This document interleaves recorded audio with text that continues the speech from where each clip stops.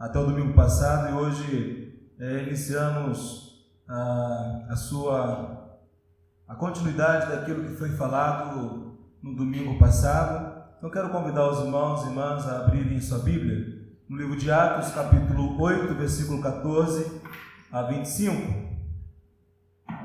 Abra sua Bíblia, não deixe fechada, deixe aberta no texto para que você possa acompanhar conforme for se seguindo a mensagem. Vamos orar ao Senhor, pedir que Deus nos fale. É muito importante que nesse momento a igreja esteja bastante atenta, não haja conversas, não haja interrupções, procure não levantar, não beber água, procure no momento da mensagem estar bastante atento, só em último caso, necessidade extrema. Então vamos olhar para o texto aberto, fechemos os olhos e oremos ao nosso Deus.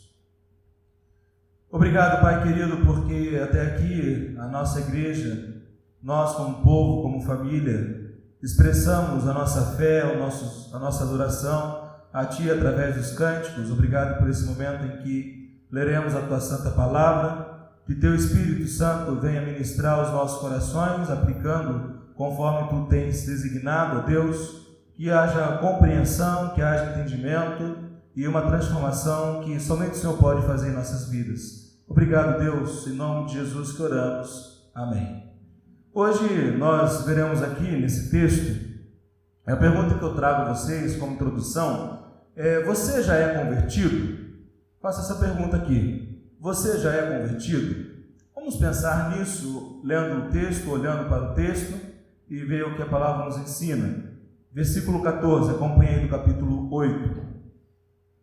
Em Jerusalém, os apóstolos souberam que o povo de Samaria havia recebido a palavra de Deus e enviaram-lhes Pedro e João, os quais, tendo descido, oraram por eles, para que recebessem o Espírito Santo, pois ele ainda não havia descido sobre nenhum deles, mas haviam sido apenas batizados em nome do Senhor Jesus. Então lhes impuseram as mãos e eles receberam o Espírito Santo. Quando Simão viu que o Espírito Santo era concedido pela imposição das mãos dos apóstolos, ofereceu-lhes dinheiro, dizendo: dai-me também deste poder, para que aqueles sobre quem eu impuser as mãos recebam o Espírito Santo. Mas Pedro lhe disse: que a tua prata siga contigo para a destruição, pois pensastes em adquirir com dinheiro o dom de Deus. Tu não tens partes nem responsabilidade neste ministério, pois o teu coração não é correto diante de Deus. Portanto, arrependa-te dessa tua maldade e roga ao Senhor, na esperança que te seja perdoado o seu propósito do seu coração, pois vejo que estás cheio de amargura e laços de maldade. Respondendo, Simão disse: rogai por mim ao Senhor, para que não me aconteça nada do que me dissestes.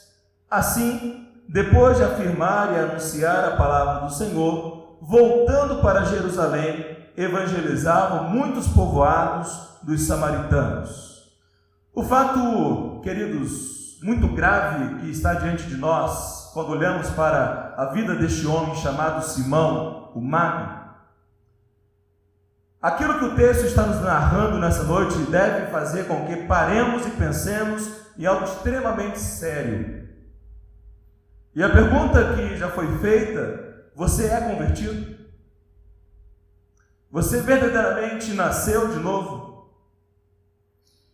Muitas pessoas têm enganado a si mesmas acerca do seu relacionamento com Deus. Muitas pessoas têm acostumado-se com o modo de ser do crente. Muitas pessoas têm acostumado-se com o estilo de vida igrejeira. Muitas pessoas têm se acostumado com uma rotina de crente. Fazem tudo que um crente faz. Leem a Bíblia, oram, vão à igreja, são fiéis dizimistas, participam dos cultos, mas estão, na verdade, enganando a si mesmos. Enganando a si mesmo. Queridos, são religiosos sim, mas não são convertidos.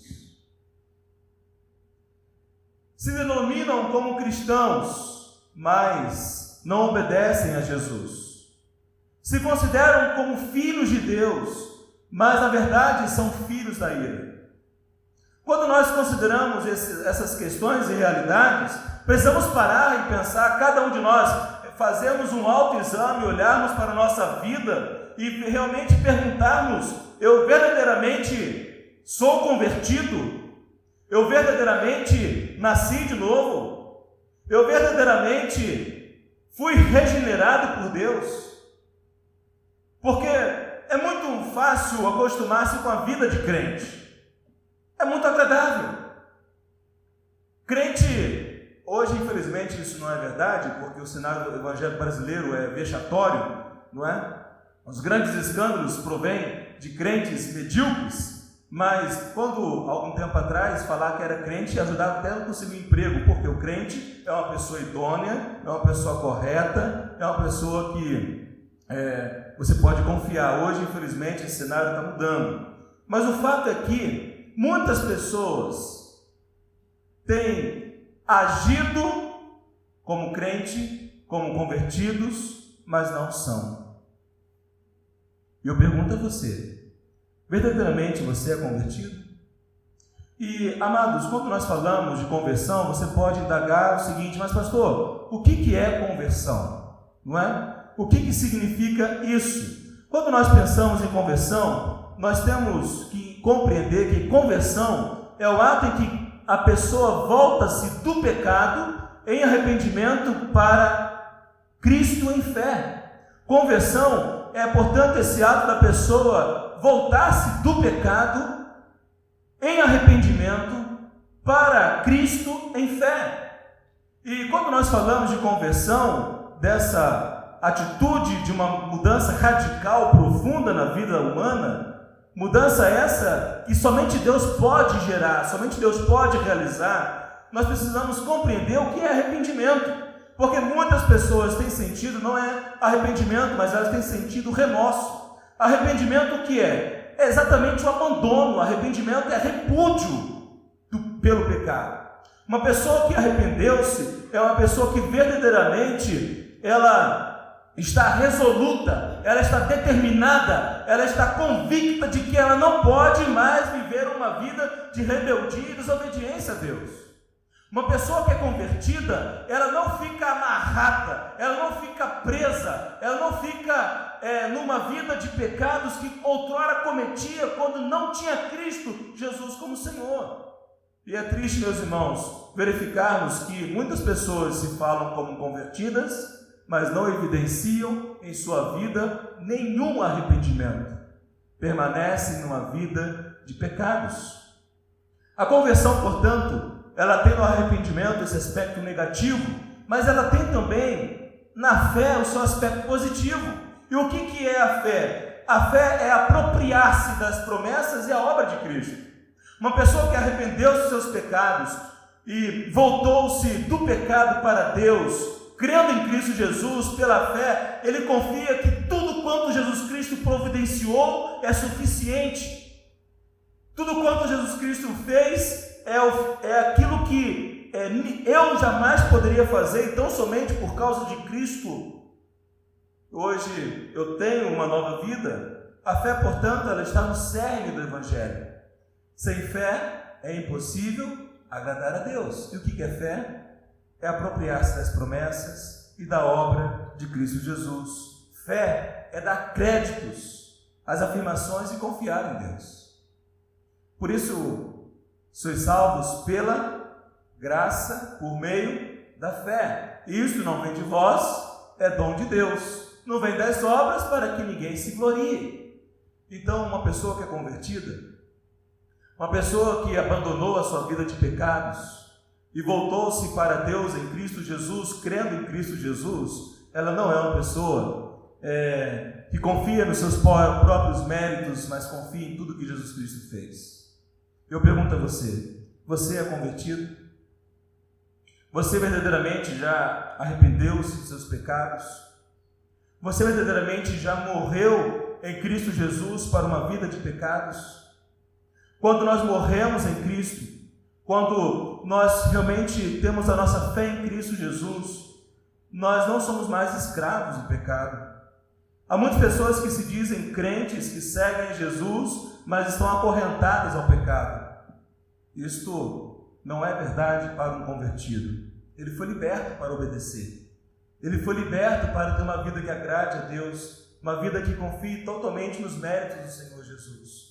Agora, é importante notarmos o que o texto está aqui nos mostrando, porque Simão, ele tinha a aparência de um convertido. Mas a pergunta que eu fiz semana passada, será que Simão verdadeiramente era convertido? O Evangelho se expandiu, o Evangelho saiu de Jerusalém, o Evangelho chegou a Samaria, a Judéia, e a notícia que o Evangelho havia se espalhado chegou aos ouvidos dos apóstolos que estavam em Jerusalém. E o que os apóstolos fizeram? Eles foram certificar-se do que estava acontecendo em Samaria. Então é isso que o texto nos mostra no versículo 8 a 14. Nós temos aqui, olha na sua Bíblia por favor, versículo 14 a 17. Em Jerusalém, olha aí, os apóstolos souberam que o povo de Samaria havia recebido a palavra de Deus e enviaram-lhes Pedro e João, os quais, tendo descido, oraram por eles para que recebessem o Espírito Santo, pois ele ainda não havia descido sobre nenhum deles, mas havia sido apenas batizados em nome do Senhor Jesus. Então lhe impuseram as mãos e eles receberam o Espírito Santo de Deus. Está diante de nós o segundo relato de 4 relatos acerca do derramamento do Espírito Santo. O primeiro aconteceu em Jerusalém. Em Atos capítulo 2, versículo 1 a 13, nós temos esse evento extraordinário. Nós temos em Atos 2, 1 a 13, o derramamento do Espírito Santo, o cumprimento da promessa do Pai. E é aquele momento em que os discípulos estão reunidos no cenáculo, 120 discípulos, e ali orando ao Senhor, esperando por 10 dias, e cumpriu-se a promessa do derramamento do Espírito Santo. O Espírito Santo de Deus ele foi derramado sobre toda a carne, a promessa do Pai foi cumprida. O dia do Pentecostes, esse momento do derramamento, ele é um fato histórico, ele é um fato em que cumpriu-se a promessa, e é lindo de se ver, irmãos, o quanto que esse momento foi extraordinário. Os irmãos podem novamente ouvir essa mensagem que já foi pregada no início dessa série, acessando o nosso canal no YouTube, e ali vocês vão poder relembrar essa mensagem. Eu não me deterei aqui quanto a isso, mas é muito bonito e ver esse momento especial na vida da igreja, a inauguração de uma nova fase do Espírito Santo de Deus. O derramamento do Espírito Santo foi um fato histórico. E o que é interessante observar aqui é que Lucas está explicando a Teófilo que quando os apóstolos tomaram conhecimento da expansão do Evangelho a Samaria, o que os apóstolos fizeram? Eles foram a Samaria. E é interessante notarmos que Lucas está dizendo que o Espírito Santo de Deus ainda não havia sido derramado sobre os samaritanos. Eles ainda não tinham recebido o Espírito Santo de Deus, sendo, portanto, necessário que, por meio dos apóstolos, o apóstolo Pedro e João, indo a Samaria, orassem e pusessem as mãos sobre os samaritanos, e estes então receberam o Espírito Santo. E aqui, meus irmãos, tem sido um tema de bastante polêmica em muitas linhas teológicas, alguns advogando que é necessário que haja uma segunda bênção, uma segunda experiência com o Espírito Santo de Deus após a conversão. Não é isso que o texto está mostrando, não é isso que o texto está ensinando. O texto não está advogando a necessidade de uma segunda bênção, de uma segunda experiência, porque hoje, mediante tudo que a Bíblia nos revela, sabemos que somos batizados, recebemos o Espírito Santo de Deus no ato de nossa conversão. Mas por que o texto ensina e registra desta maneira? Se a promessa de Deus Pai já fora cumprida em Jerusalém, em Atos 2, por que o Espírito Santo? É essa a indagação. Porque o Espírito Santo ainda não havia sido derramado sobre os samaritanos. Como era possível aos samaritanos crerem no Senhor Jesus, terem sido batizados, logo deram evidências dessa conversão? Eles foram batizados, como já disse, obedecendo a ordem de Jesus. Mas por que eles ainda não haviam recebido o Espírito Santo de Deus? Porque Deus agiu dessa maneira? Qual foi o propósito de Deus? E aqui é muito belo perceber e verificarmos que, para interpretarmos corretamente esse texto, é necessário que nós nos lembremos da separação que havia entre judeus e samaritanos. É necessário que nós nos lembremos que havia uma barreira entre esses dois povos. Havia um desprezo mútuo. Tanto os judeus desprezavam os samaritanos, quanto os samaritanos desprezavam os judeus. Para os judeus, os samaritanos eram a escória da sociedade. Para os judeus, os samaritanos eram infiéis, eram repugnantes, porque estes, no Antigo Testamento, desprezaram a ordem de Deus, associaram a outros povos, os seus filhos casaram com mulheres da terra, abandonaram os princípios do judaísmo, as tradições judaicas. Para os judeus, os samaritanos, eles eram piores do que porcos. E isso é interessante observar, porque algumas parábolas que Jesus conta, ele vai mostrar que os samaritanos, eles são exemplos para os judeus. A parábola do bom samaritano, todos nós conhecemos. E o que está diante de nós é Lucas mostrando, registrando essa indiferença ainda presente. Lembremos-nos que estamos no início da igreja cristã, estamos em seus primeiros meses. A igreja está expandindo de uma forma extraordinária, está se cumprindo aquilo que Jesus Cristo ordenara, recebereis o poder, Atos 1:8, e recebereis o poder do Espírito Santo, e sereis minhas testemunhas, tanto em Judéia, Samaria, não é isso? Até os confins da terra. E aqui, precisamos lembrar que Lucas, no seu evangelho, isso é bem interessante, Lucas, em seu evangelho, quando ele escreve a Teófilo falando da história de Jesus, do ministério de Jesus, Lucas, ele vai registrar em Lucas 9, eu queria que vocês abrissem lá, nós vamos olhar somente 2 versículos ali, mas no versículo Lucas 9, 51 a 56, o mesmo autor de Atos, escrevendo ao mesmo destinatário Teófilo, ele vai contar que um povoado samaritano recusou-se receber e dar abrigo a Jesus e os discípulos. Em Lucas 9 vai falar sobre isso. Eu não leio todo o versículo, mas eu quero destacar somente uma parte. E nesse momento em que eles rejeitam, não dão abrigo a Jesus e os discípulos, quando passavam por esse povoado, João e Tiago e João, eles falaram a Jesus: o Senhor quer que nós ordenemos que caia fogo sobre esse povoado? Você quer que nós ordenemos que eles sejam torrados, vivos, queimados? Porque foi um ato de desprezo dos samaritanos para com Jesus e os discípulos. É interessante notar que isso está no versículo 54, 9:54. Mas olha o que Jesus Cristo vai dizer no versículo 56. Jesus, ele repreende severamente os dois, Tiago e João, e diz o seguinte: o Filho do Homem, não veio para destruir a vida dos homens, mas para salvá-lo. Jesus fala: vocês não estão entendendo, eu não vim aqui para destruir os samaritanos, vocês querem destruí-los, mas eu vim aqui para salvá-los. E ali então, certamente os discípulos, eles aprenderam uma lição preciosa, mas o que é muito importante, meus irmãos, identificarmos que essa rejeição étnica, essa rejeição, ela é muito grave. A igreja está no seu nascedouro.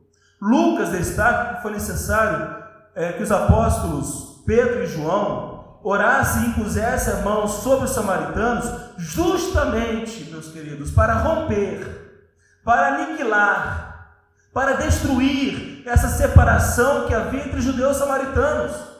Aqueles povos não se ficavam, eles não caminhavam juntos, eles queriam destruir-se mutuamente. Então, no momento em que nós temos os discípulos descendo a Samaria, indo a Samaria, é necessário que eles orassem e impusessem as mãos. O que é muito importante verificar é que se o judaísmo fomentava e exaltava a supremacia dos judeus em relação aos samaritanos e outros povos, se o judaísmo praticava essa intolerância, isso não seria tolerado no cristianismo.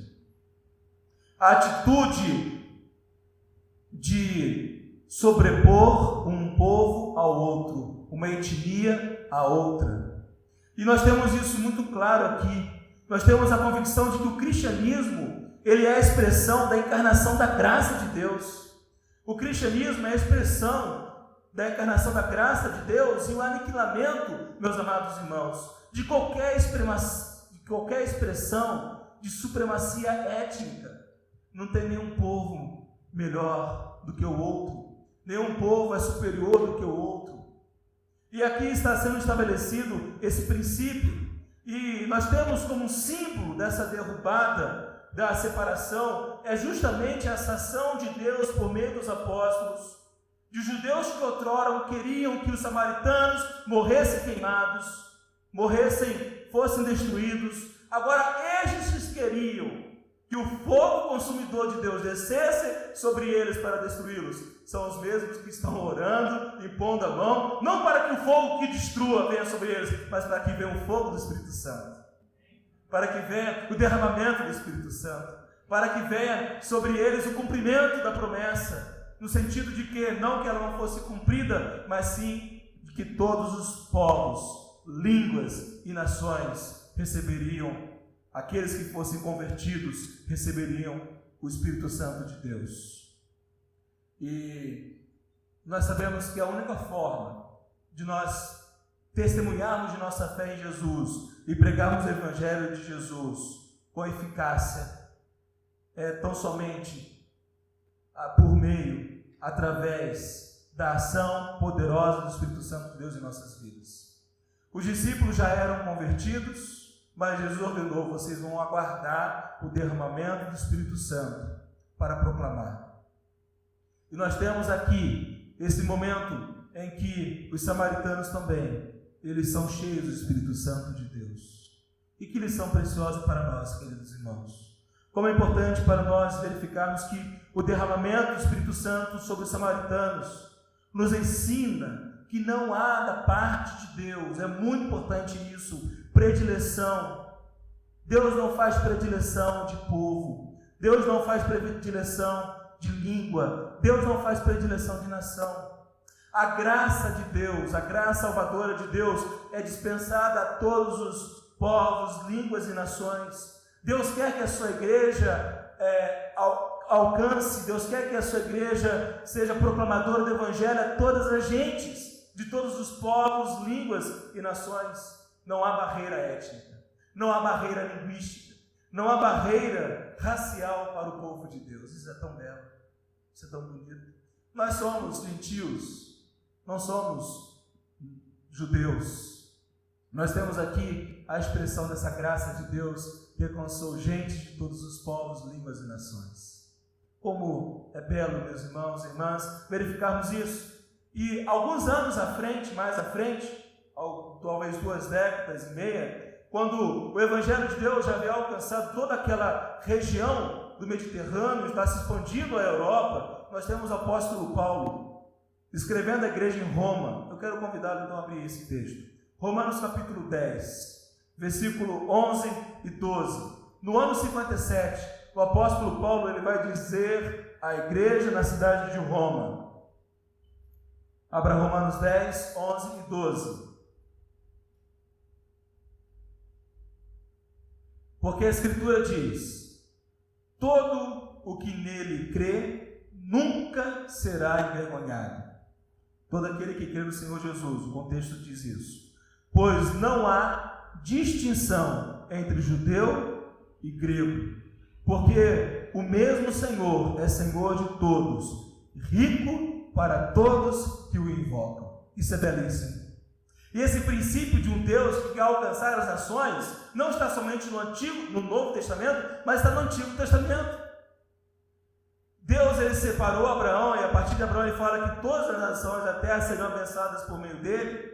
E o chamado do povo de Israel também era proclamar a grandeza de Deus a todas as nações, mas os judeus se consideravam melhores do que os outros, se consideravam especiais, porque Deus os separaram, e certamente Deus o fez, mas com um propósito, dentro de sua revelação progressiva, dentro de um propósito do plano salvífico de Deus, através de Abraão, alcançando todas as nações da terra. Quando o apóstolo Paulo também escreve a igreja na Galácia, cerca do mesmo ano em que escreveu a igreja de Roma, ali perto, abre em Gálatas, por favor, capítulo 3, versículo 28.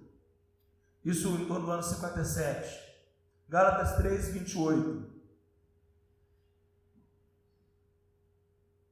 Gálatas 3, 28 fala o quê? Não há judeu, nem grego, não há escravo, nem livre, não há homem, nem mulher, porque todos vós sois um em Cristo Jesus. O mesmo princípio. E Paulo, mais alguns anos à frente, no ano 60, ele escreve à igreja em Colossos, sabe em Colossenses 3:11?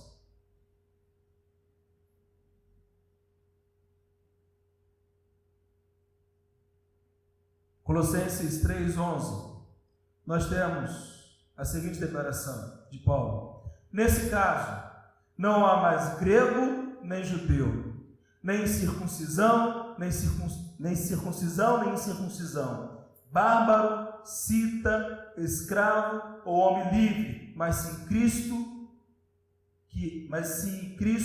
que é tudo em todos. Mostrando que Deus não faz acepção étnica, Deus não faz acepção de pessoas. Deus, ele age de uma maneira soberana para que todos os povos, línguas e nações venham a conhecê-lo. E primeiro fato importante verificarmos, irmãos, é que quando olhamos para essa narrativa do derramamento do Espírito Santo de Deus sobre os samaritanos, que convicções nós precisamos ter? Primeiro, que você precisa ter certeza no teu coração. Será que eu preciso de alguma segunda experiência com o Espírito Santo de Deus para ter certeza que eu sou salvo? É isso que a Bíblia ensina? É isso que o texto está mostrando? Absolutamente não! A palavra de Deus nos convence, ela nos ensina que no ato de nossa conversão, nós somos batizados no Espírito Santo de Deus. O Espírito Santo de Deus, ele vem habitar em nós somos selados no Espírito Santo. E aqui é interessante observarmos, irmãos, primeiramente, que nós precisamos ter a segurança que no ato de nossa conversão, recebemos o Espírito Santo de Deus. Não precisamos ter dúvida quanto a isso.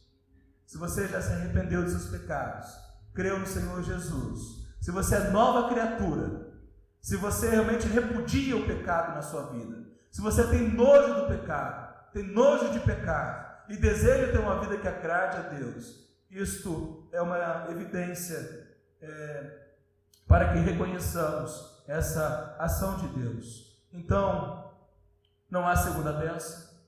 O batismo do Espírito Santo não é uma experiência separada de nossa conversão.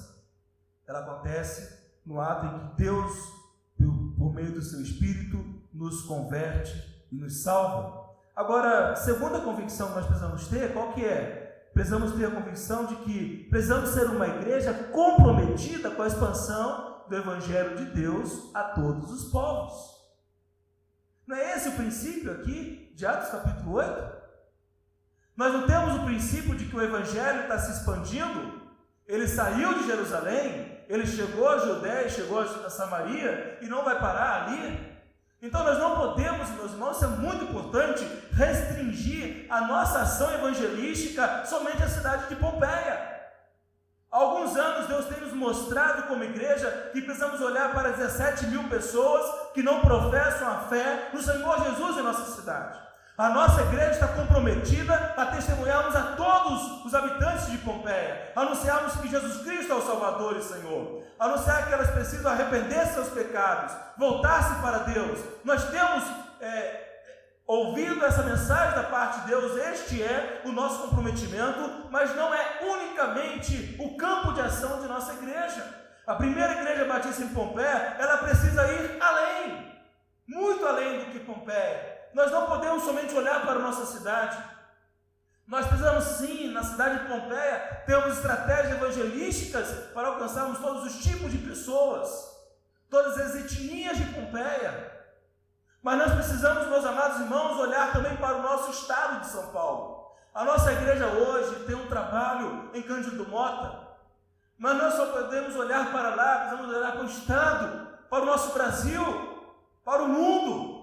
Uma igreja saudável, uma igreja bíblica, ela cumpre a obra missionária aonde está, até os confins da terra.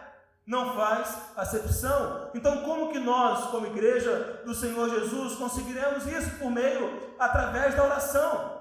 A oração vai aonde os nossos pés não chegam. Nós não podemos chegar distante, nós estamos limitados a um tempo, a um espaço. Nós não podemos ir além do que os nossos pés alcançam, mas uma igreja comprometida em interceder pelos povos não alcançados, uma igreja comprometida em interceder por aqueles missionários, por aqueles que estão desbravando lugares onde o evangelho não foi alcançado. Como que nós cumpriremos isso? Plantação de igreja, como disse em Cândido Mota. Agora, nesse período, eles estão recebendo os americanos. Olha só, meus irmãos, a nossa igreja tem uma parceria com a primeira igreja batista de Garça. Nós temos a parceria com a Junta Missionários Americanos, a Footprints, e juntamente nesta parceria está viabilizando a plantação da igreja de Cândido Mota. Sozinho, nós não faríamos isso. A nossa parte na parceria é menor na parceria. A igreja primeira de Garça está entrando com uma grande parte e os americanos também. Mas é por meio desta parceria que estamos viabilizando a plantação de uma igreja ali. A igreja está sustentando o pastor Rodinei e a sua família. E agora, nesse mês, eles estão recebendo os americanos, estão vindo, passarão os seus dias de férias em Cândido Mota, proclamando o evangelho da salvação. Parcerias missionárias viabilizam aquilo que sozinho não podemos fazer. Meus amados irmãos, não somente através deste meio de parcerias missionárias, mas também por meio da igreja, sendo uma igreja que ela tem parcerias com as nossas juntas missionárias. A nossa denominação é referência no Brasil, na América Latina e no mundo de juntas competentes para gerir recursos missionários e enviar missionários. Nós temos, como batistas brasileiros, milhares de missionários sustentados pela Junta de Missões Nacionais e a Junta de Missões Mundiais. Então, a igreja ela precisa estar comprometida com este objetivo. Que trabalhos missionários nós temos na Índia, na China? Como denominação temos inúmeros, mas como igreja local, qual tem sido o nosso comprometimento? E também viagens missionárias. Imagina que bacana! Nós já fomos abençoados, por exemplo, com a terceira igreja batista de Marília, quando em 2011 eles vieram aqui e conosco fizeram um trabalho de impacto evangelístico. E eles têm ido ao Nordeste, a outras regiões do Brasil, com essa equipe, promovendo a obra de evangelização, e a nossa igreja pode também promover o mesmo. Podemos sim ter equipes que irão a outras cidades, irão a outros estados, e quem sabe também a outros países. Isso não é impossível, mas é uma igreja comprometida em realizar a obra missionária.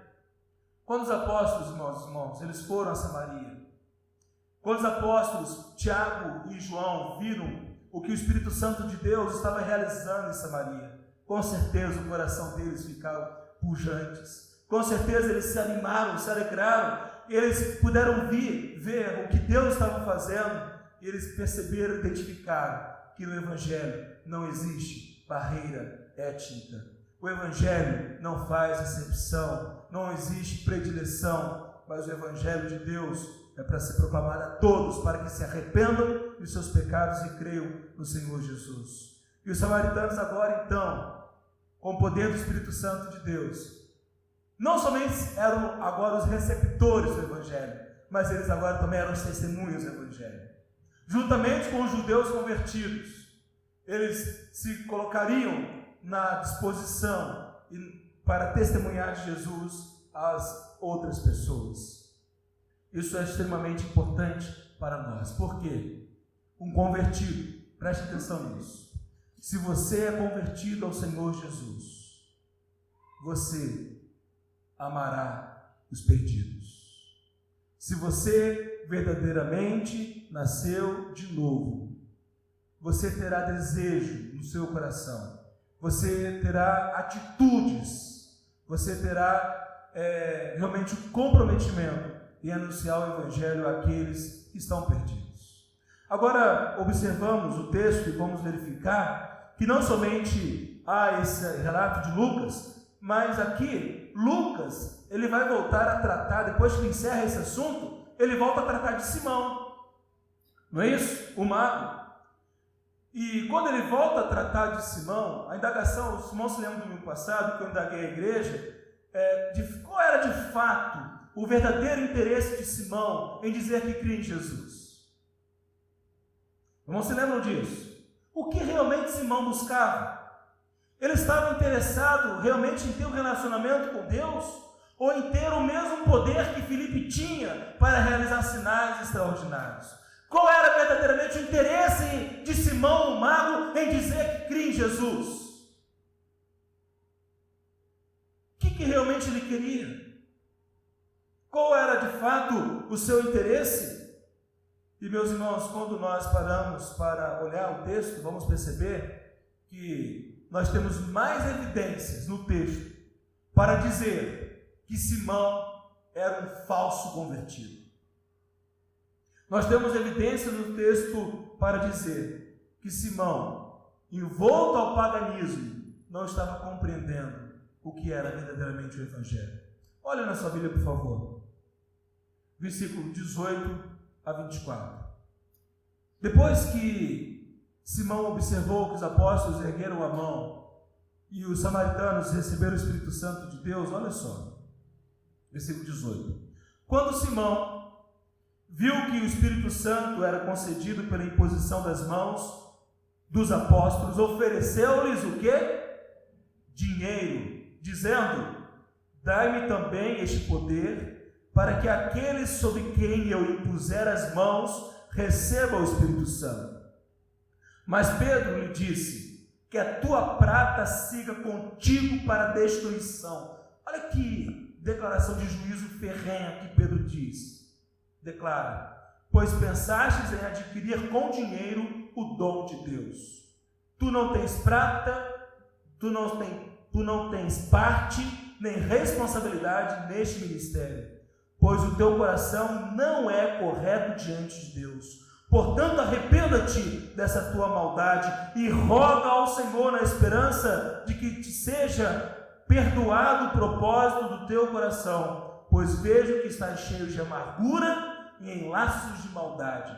Respondendo, Simão disse: rogai por mim ao Senhor, para que não me aconteça nada do que me dissestes.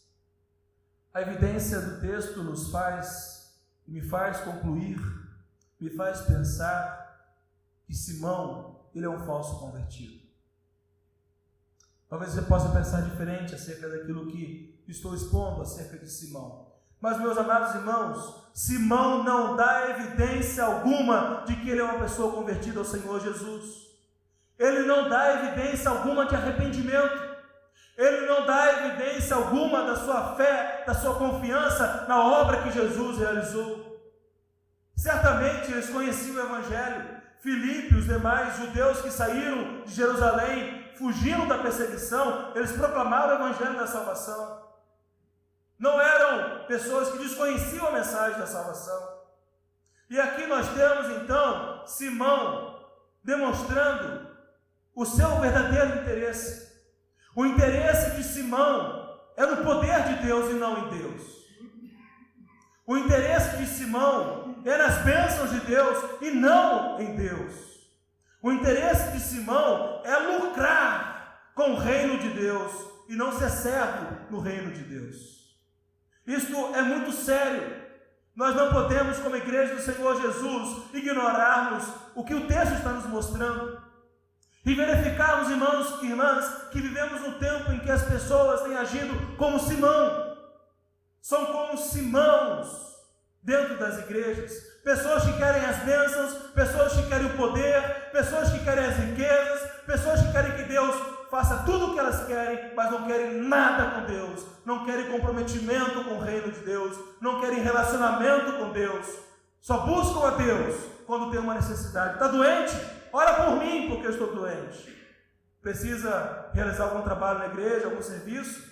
Estou cansado, não posso. Meus amados, isso é muito sério. Pedro ele está declarando de uma maneira inegável. Ele diz de uma maneira claríssima: o coração de Simão é torpe O coração de Simão é corrupto, o coração de Simão é cheio de amargura, o coração de Simão está laçado por maldades. Por isso que a conclusão que eu chego, mediante as evidências que o texto me apresenta, é que Simão, ele é um falso convertido. Pare e pense agora na tua vida, querido. Quantas vezes eu, Rodrigo, precisei parar e pensar na minha própria vida e verificar se eu não era um falso convertido, se eu não estava enganando a mim mesmo, acostumado com a igreja. Deus me deu a graça, a bênção de ter pais que amam Jesus. Meus pais são exemplos de vida, os irmãos conhecem. Eu cresci na igreja, me acostumei com a igreja, eu tinha jeito de crente, cheiro de crente, mas eu não era crente. Foi necessário que eu reconhecesse os meus pecados diante de Deus, arrependesse, confessasse e cresce no Senhor Jesus. E quantas das vezes nós estamos enganando a nós mesmos, fingindo, agindo, simulando, mas não é de verdade. Eu quero, em nome do Senhor Jesus, confrontar você. Que você pare e pense na tua vida. Pare de se enganar. Pare de fingir. Avalie se verdadeiramente você é convertido. Porque o Espírito Santo de Deus, ele não age em pessoas com coração torpe. O Espírito Santo de Deus não age em pessoas com coração endurecido, orgulhoso, que se exalta, que se autodefende. O Espírito Santo de Deus não age. A palavra de Deus, Davi, no seu salmo, vai dizer que Deus não despreza um coração contrito. Deus não despreza aquele que se arrepende, aquele que confessa, mas aquele que é orgulhoso, Deus despreza, Deus rejeita. Pense na sua vida. Por isso que o tema dessa mensagem, como você já sabe, você é convertido? Se você morrer hoje, você tem segurança da tua salvação? Não é por causa dos seus méritos, mas é por exclusivo mérito de Deus. Mas há arrependimento, há repúdio na tua vida pelo pecado, há tristeza quando peca. Se você não tem isso, você não é convertido. Você está enganando a si mesmo. Então, arrependa-se.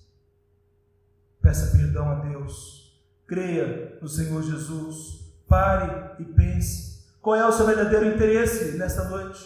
Por que você veio aqui? Muitas pessoas vão à igreja porque querem ser abençoadas por Deus. E hoje o maligno evangelho da prosperidade tem feito com que muitas pessoas busquem a Deus porque querem uma casa própria, querem sucesso em seu negócio, um evangelho místico, um evangelho falacioso, um evangelho de enganos. Meus amados irmãos, quando nós olhamos para a vida de Simão, estudando essa semana, tanto Hernandes Dias Lopes, ele faz menção ao livro que eu li de Robert Marshall, um estudioso das Escrituras. Ele vai fazer um apanhado da vida de Simão. E é interessante observar, ele faz um apanhado da trajetória de Simão. De fato, esse apanhado que ele faz da história de Simão, segundo escritos não bíblicos, evidencia que Simão, de fato, ele nunca abandonou as suas vãs pretensões de ser grande. Lembram-se que na semana passada, este é o grande de Deus, né? E até o próprio Simão se achava um Deus, uma emanação de Deus. Ele gostava do enaltecimento que a sociedade dava a ele. Ele buscava isso. E segundo Justino Marte, nativo de Samaria do segundo século, ele vai testificar que de fato em Samaria houve um Simão, um mago, e esse depois de Samaria ele mudou-se para Roma e continuou em Roma praticando as mesmas artes mágicas, e lá em Roma ele também foi exaltado por alguns, e até mesmo há registro de que em Roma foi edificada uma estátua para Simão o mago. Isso é registro de Justino Marte, no segundo século. Não somente Justino Mártir, mas há outras lendas em torno de Simão, o mago. Hernandes Dias Lopes ele vai fazer essa menção, que há lendas posteriores que retratam que este homem, Simão, ele tornou-se um persistente e ferrenho opositor do Evangelho. Ele tornou-se um arqui-herege. Ele dissimulou, ele distorceu aquilo que era o Evangelho. Isso são lendas, não são comprovações históricas. E existe um registro de que Simão, o mago, ele disse que ressuscitaria dos mortos. E ele mandou que os seus discípulos o enterrassem vivo e no terceiro dia ele ia ressuscitar. Mas até hoje ele está lá. Não ressuscitou. Há evidências no próprio texto bíblico, segundo Justino Mártir, do segundo século, que Simão o mago não foi um convertido. Ele queria o poder de Deus, ele queria as bênçãos de Deus, mas não queria nada com Deus. E uma pessoa que quer algo com Deus, o primeiro passo é dar ouvido à chamada do Evangelho, e o primeiro passo seguido do ouvido ao Evangelho é conversão, arrependimento, fé no Senhor Jesus. E eu pergunto a você, você é realmente convertido? Você tem segurança da tua salvação? Simão se achava um convertido, mas as motivações do seu coração e a declaração de Pedro mostrou que ele ainda não havia nascido de novo. E meus queridos, aí você pode parar e indagar, mas pastor, eu creio que sim, que eu sou convertido. Eu já tive esse momento de eu reconhecer meus pecados, pedir perdão a Deus. Eu fiz aquela oração entregando a minha vida a Jesus, crendo no Senhor Jesus. Mas eu não tenho certeza não sei se isso é uma verdade na minha vida. Como eu posso ter segurança da minha salvação? Quais são as evidências de uma pessoa convertida? E aqui tem uma questão muito séria, meus irmãos. No boletim de hoje, o que eu vou falar está no boletim, depois vocês vão ler na sua casa, mas eu fiz a questão de registrar para que vocês não se esqueçam disso. É que, primeiramente, a primeira evidência de que uma pessoa é convertida ao Senhor Jesus consiste justamente nessa pessoa ser um convertido. Ele ama o Senhor Jesus, mas não é o amor da boca para fora, não. É o amor de sentimento, é o amor de desejos, é o amor que provado nas suas atitudes diárias. Marcos 12:30 fala disso. Amarás, pois, o Senhor teu Deus com todo o teu coração, com toda a tua alma, com toda a tua força e com todo o teu entendimento. Um convertido, ele ama Jesus. E qual é a prova que eu amo Jesus? Eu tenho interesse em conhecer mais sobre Jesus. Se você fala que é crente, se você fala que é convertido, mas você não tem interesse de conhecer mais Jesus, você não tem interesse de seguir a Jesus, você não tem interesse na palavra de Deus, você não tem interesse nas ordens de Jesus, você está enganando a si mesmo. Um convertido, ele dá ouvido a Jesus e pratica. João 14:21. Vamos abrir João 14:21. É um texto muito importante, não pode passar batido. João 14:21. Olha aí na sua Bíblia, por favor. Jesus está dizendo o quê? Ele diz, João 14:21. Aquele que tem os meus mandamentos e a eles obedece, esse é o que me ama. E aquele que me ama será amado por meu Pai, e eu o amarei e me manifestarei a ele. Quem está dizendo? Jesus. Olha o versículo 24. Quem não me ama, não obedece às minhas palavras. A palavra que estáis ouvindo não é minha, mas do Pai que me enviou. A primeira evidência de uma pessoa que é convertida, que é salva, é amor a Jesus, interesse por Jesus, desejo de seguir a Jesus, obediência ao Senhor Jesus. A segunda evidência de uma pessoa que é convertida, um convertido, ele é determinado em encher-se do Espírito Santo de Deus. Um convertido, ele é uma pessoa que dá evidências do fruto do Espírito Santo de Deus em sua vida.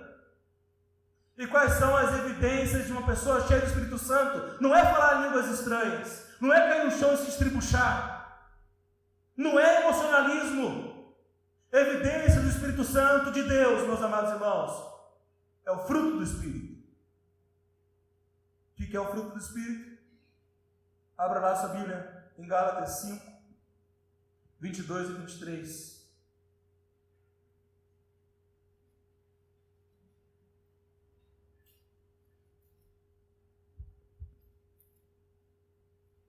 Gálatas 5, 22 e 23 diz assim: mas o fruto do Espírito notem que não são frutos, é fruto, é o único fruto.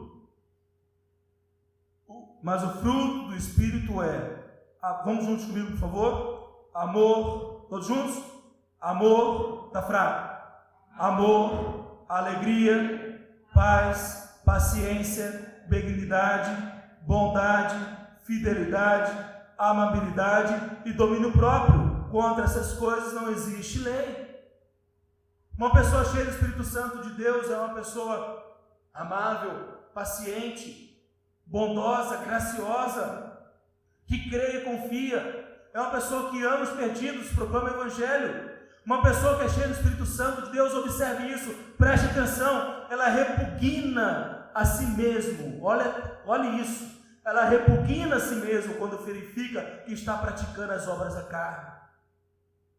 Ela não somente tem nojo do pecado, mas tem nojo de si mesma, quando percebe que os seus caminhos são caminhos tortuosos, são caminhos de desgraça, são caminhos de maldade. As obras da carne, a Bíblia está aberta, olha a obra da carne. Versículo 19. As obras da carne são evidentes, a saber, imoralidade sexual, impureza, indecência, idolatria, feitiçaria, inimizades, rivalidades, ciúmes, ira, ambição egoísta, discórdias, partidarismo, invejas, bebedeiras, orgias, aqui referindo-se a orgias sexuais, e coisas semelhantes a essas, contra as quais vos previno, como já vos preveni, os que praticam não herdarão o reino de Deus.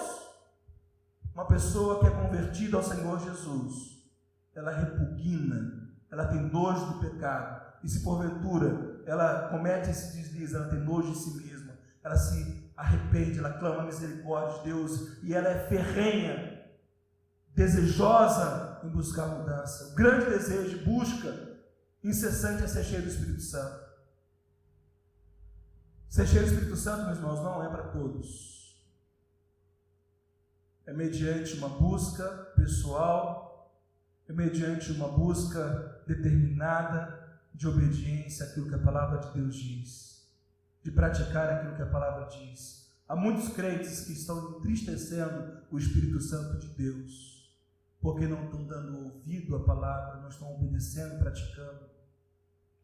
Terceira evidência de um convertido é que um convertido tem profunda convicção que morreu para uma vida de pecados. É o que diz Romanos, capítulo 6, 1, 2 e 12. Não vou ler agora, senão nos delongaremos mais do que necessário. Mas aqui em Romanos 6 é importantíssimo, leia na sua casa depois. Você tem no boletim o que eu estou dizendo agora. E aqui é importante nós verificarmos que ele morreu para uma vida de pecados e a sua vida agora é para Deus. A sua vida agora é uma vida de obediência. Ele odeia o pecado, ele foge da prática do pecado. Uma outra evidência de que se a pessoa é convertida é que um convertido, ele deseja servir e cooperar com o crescimento de sua igreja. Um convertido, ele realmente compreende o seu papel no corpo de Cristo, ele assume a sua responsabilidade, ele não fica esperando ser servido. Igreja não é um restaurante onde há garçons que vão fazer a minha vontade. Ninguém aqui é empregado. Todos que estão trabalhando no culto infantil agora são servos que se dedicam e muitas das vezes agimos com as pessoas como se elas fossem empregadas da igreja. Mas tem que fazer direito, está fazendo errado, que falta de organização, carnalidade. Deus condena isso. Se arrependem, meu irmão. Nós precisamos entender que a palavra de Deus diz que nós somos servos uns dos outros. Se alguma coisa não está funcionando bem na igreja, como é que eu posso servir? Como é que eu posso ajudar? Tem algo que eu possa fazer? Não quer ser servido, não vem aqui para ser servido, vem aqui para servir. Um convertido é um servo. E é uma coisa, irmãos, que eu tenho ensinado na classe de batismo: na igreja de Jesus não existe voluntários. O conceito de voluntariado é secular. Cabe muito bem para as empresas. Ok? Igreja não existe voluntários, igreja existe servos. Nós somos servos uns dos outros. Nós servimos uns aos outros. Servimos com amor, com graça, com bondade, com misericórdia. Então, o convertido, ele participa ativamente da sua igreja. Ele tem desejo de estar na igreja, tem desejo de servir. Ele ama estar na igreja. Um convertido, ele é dizimista, fiel, não porque quer barganhar com Deus, mas porque ele obedece à ordem de Deus. Ele entende que o seu dízimo, o 10% do seu rendimento, do seu salário, é para sustentar o ministério que a igreja realiza, os ministérios da igreja. Ele não fica retendo dízimo. Não gostei do que o pastor falou, esse mês não vou dar meu dízimo. Não gostei da cara da diretoria da igreja. Fez uma cara feia para mim esse mês, eu vou reter o meu dízimo e eles vão ver o que é bom para tosse. Quantas pessoas agem assim? Dízimo, meus irmãos, não é se eu quero dar, não. É ordem de Deus. Se você não está sendo dizimista, você está pecando contra Deus. Desobediência. Nós damos não porque somos obrigados, mas porque é uma ordem de Deus e fazemos com amor, com alegria. Deus ama que Ele dá com alegria.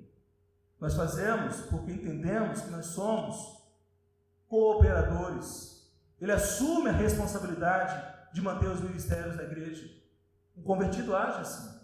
Um convertido, outra evidência de um convertido é que um convertido realmente, ele pratica o perdão. Queridos, todos nós aqui somos pecadores, todos nós aqui erramos. Todos nós aqui precisamos, quando errarmos, admitirmos que erramos e falar: meu irmão, eu errei com você, me perdoa. Eu fui impulsivo, eu não pensei para agir, eu falei besteira. Eu quero te pedir perdão. Eu não deveria ter agido assim. Eu estava com raiva naquela hora, eu agi assim com maldade mesmo. Me perdoa. Ou então, aquele que foi ofendido não ficasse condoendo. Tadinho de mim, ninguém me ama, ninguém me quer. Não, está pedindo perdão? Perdoa. Sim, meu irmão, de fato você me magoou. De fato você me chateou. Mas realmente eu quero praticar o perdão contigo. Eu te perdoo. Não vamos ter essa aresta, não vamos ter essa barreira entre nós dois. Porque não é isso o povo de Deus. Meus irmãos, isso é muito importante. Quantas vezes eu, Rodrigo, ao errar, precisei admitir meu erro e pedir perdão? Nós precisamos praticar o perdão. Exatamente em Efésios 4:32, Colossenses 3:12 e 13 fala. Um convertido, ele está pronto para carregar o fardo do irmão. Ele vê o outro passando dificuldade, passando lutas. Ele não vai ficar criticando. Ele vai falar: meu irmão, eu estou vendo que você está passando por lutas, eu posso te ajudar com isso. Vamos juntos? Como é que eu posso te servir nessa situação? Como é que eu posso te ajudar? Um convertido, ele tem compaixão. Ele sente falta daquele irmão em Cristo que está faltoso da igreja. Ele vai atrás, ele busca. Ele não fica esperando que os diáconos façam isso. Ele não fica esperando que o pastor faça isso. Ele não fica esperando que a liderança da igreja faça isso. Eu estou sentindo falta de um irmão. Eu tomarei iniciativa própria de ajudá-lo a voltar a comungar na igreja. O convertido, meus irmãos, ele confessa os seus pecados e não permanece em sua prática. Todos nós aqui somos pecadores que pecam, mas que fazem progresso em Cristo Jesus. Nós devemos fazer progresso em nossa vida. Um convertido, ele ama a sua igreja. Um convertido, ele ama os seus irmãos. Um convertido, ele ama, ele valoriza a liderança da igreja. Ele tem prestígio, ele reconhece o trabalho, a dedicação de todos, não é rebelde. Ele não age com indiferença, mas ele se esforça para cooperar. Ele se esforça para servir e a igreja ter um crescimento saudável. Um convertido, ele se esforça, ele supera o cansaço, o desânimo, a preguiça. Ele supera as suas limitações, ele supera as suas próprias barreiras, a sua acomodação, e ele deseja realmente estar na igreja. E meus queridos, nós precisamos como igreja nos arrepender. Porque nós somos pessoas que professam a fé em Jesus e agimos como católicos. Que vai somente uma vez por mês na missa. Ou vai num dos cultos. Nós temos culto de manhã. Nós temos escola bíblica. Nós temos grupos familiares. Nós precisamos, meus irmãos, não ser domingueiros. Só vem aqui uma vez por mês bater cartão. Só vem aqui num culto. Já fui no culto de manhã, não preciso no culto à noite. Já fui no culto à noite, não preciso no culto de manhã. Isso é mentalidade carnal. Isso é pecado diante de Deus. Um convertido, ele valoriza a igreja. Ele valoriza esse momento. Ele não é preguiçoso. Pode estar com preguiça, mas não se rende à preguiça. Ele vem. Ele entende o valor disso. Meus amados, a nossa igreja tem a visão, a meta, de nos próximos 6 anos, que os anos estão passando, né? Então não são mais 7, mas até 2022, batizarmos 598 pessoas. Agora, como nós haveremos de alcançar as pessoas se durante a semana nós não testemunhamos Jesus, se nós não valorizamos a igreja, não estamos assiduamente nos cultos? Precisamos ter comprometimento verdadeiro. Um convertido, ele não somente ama a sua igreja, os seus irmãos, mas ele ama a sua família. Ele está engajado a ajudar a família, os seus familiares, a seguir o Senhor Jesus. É lindo de se ver isso. No boletim vocês têm tudo isso que eu estou falando, e as referências bíblicas, não estou citando todas, mas aqui, lembremos-nos daquele endemoniado de Gadara, que estava nos sepulcros, aquele homem que estava desacreditado por todos, que abandonara sua família, fora salvo por Jesus. Ele queria caminhar com Jesus, mas Jesus manda o quê? Jesus fala o que para ele? Volte para a tua casa e conte o que eu fiz. O que aquele ex-endemoniado faz? Já são salvo, convertido em Jesus. Ele não conta só para a família dele, não. Mas ele volta para a casa dele contando para todo mundo. Por onde ele ia, ele foi pregando o evangelho. E ele chega à casa dele e conta para a família. Certamente a família foi salva. E aí, queridos, quando existe a dispersação da igreja, em Decápolis, naquela região, já haviam salvos em Jesus. É muito provável que esse homem fora um daqueles que anunciaram Jesus a todos que ali estavam. Nós precisamos, irmãos, nos comprometer com a mudança da nossa família, minha casa.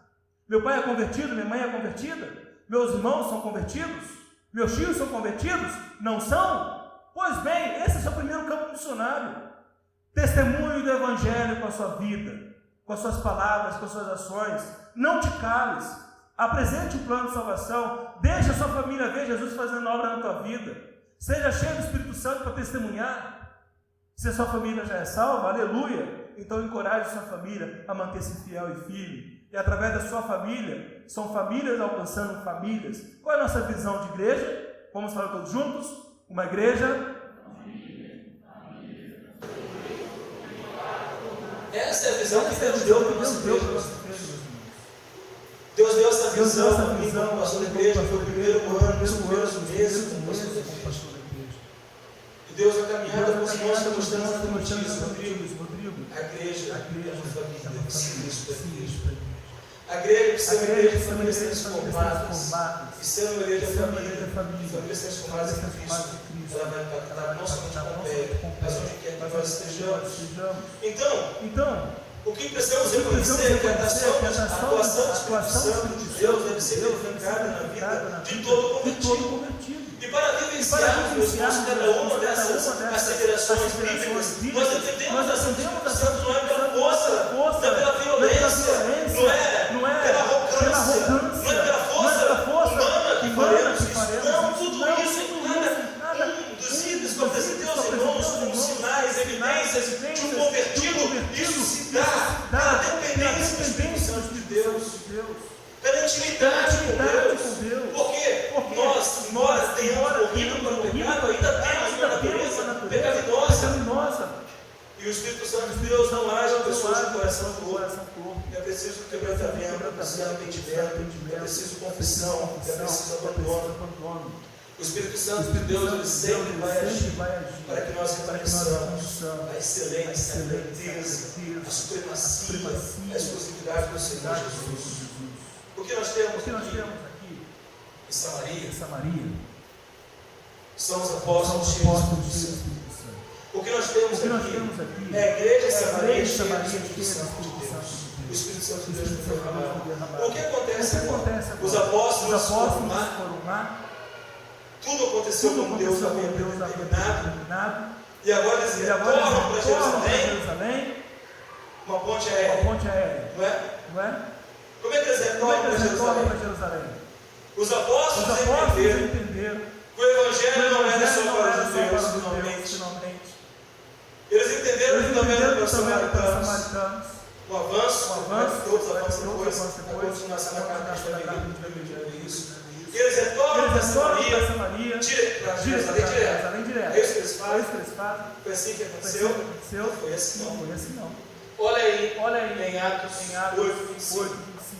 Como que os apóstolos retornaram para Jerusalém?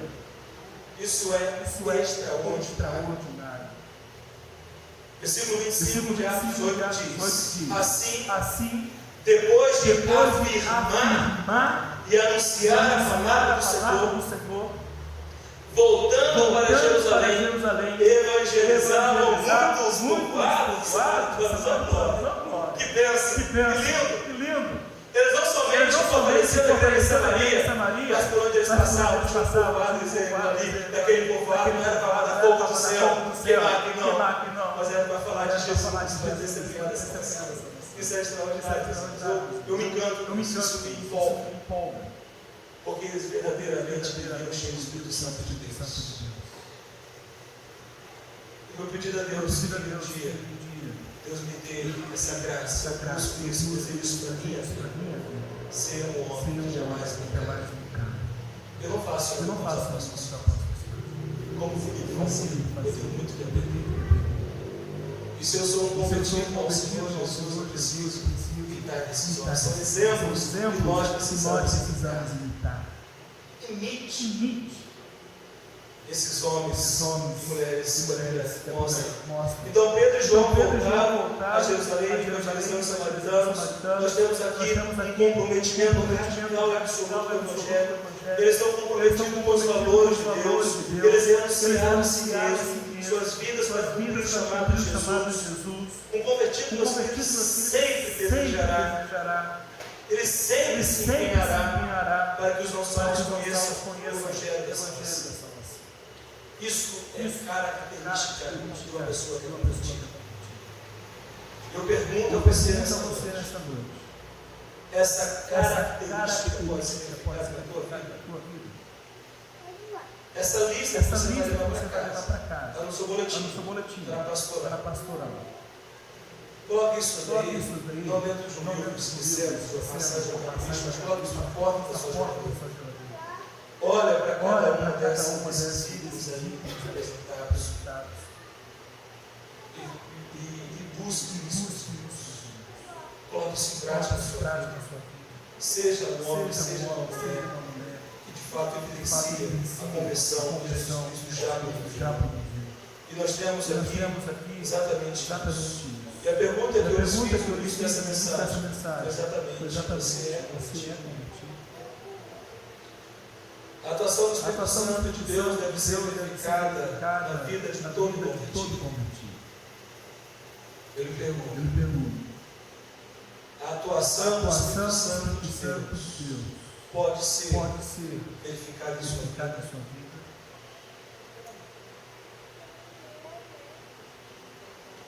Como que nós podemos de fato comprovar isso? Pense. Essa lista que está no boletim, não precisa jogar fora, você lê.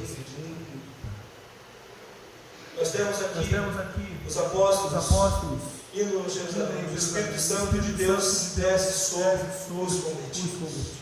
Quem é convertido tem o Espírito Santo de Deus. Quem é convertido não age no coração torto. O Espírito Santo de Deus não age no coração tortos.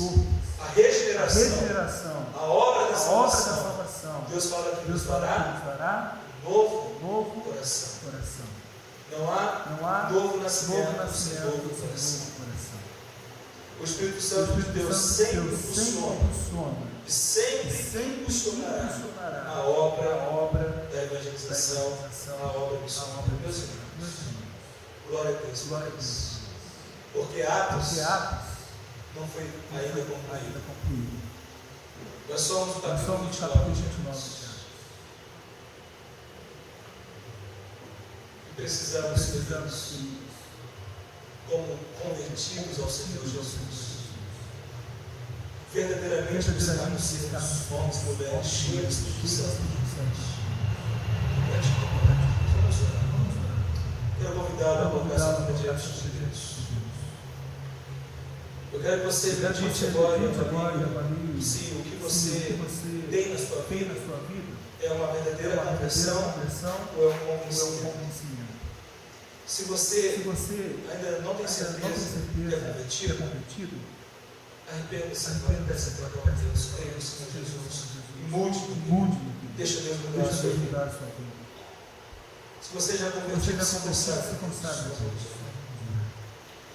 Espírito Santo, nos sondas do coração de todos que aqui estão, dos sábios, dos pensamentos, a extensão dos corações, és tu que convence do pecado, da justiça e do juízo. Nós glorificamos, exaltamos, nós, de forma completa, a obra que tens para realizar.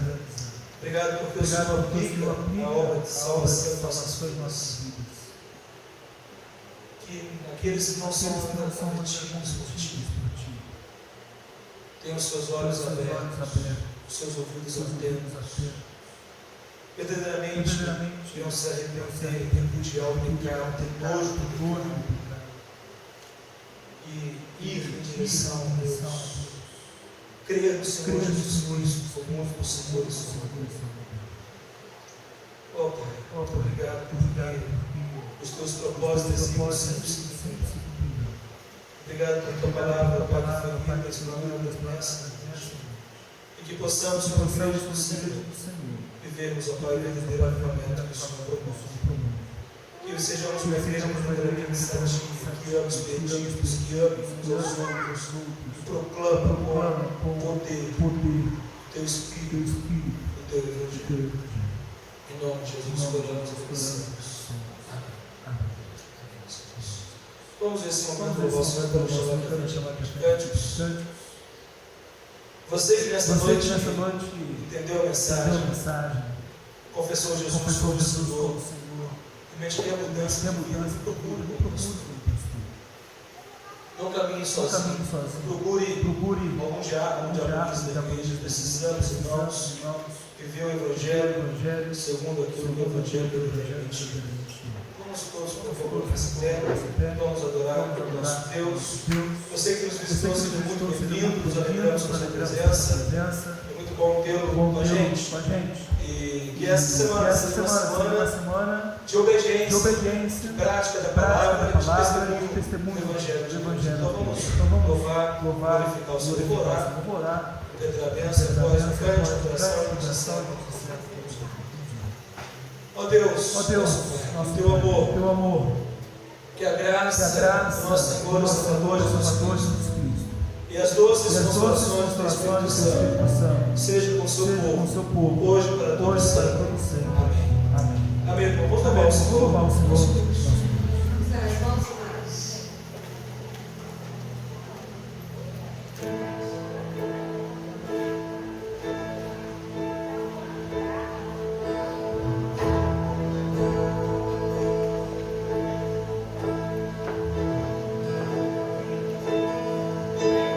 Thank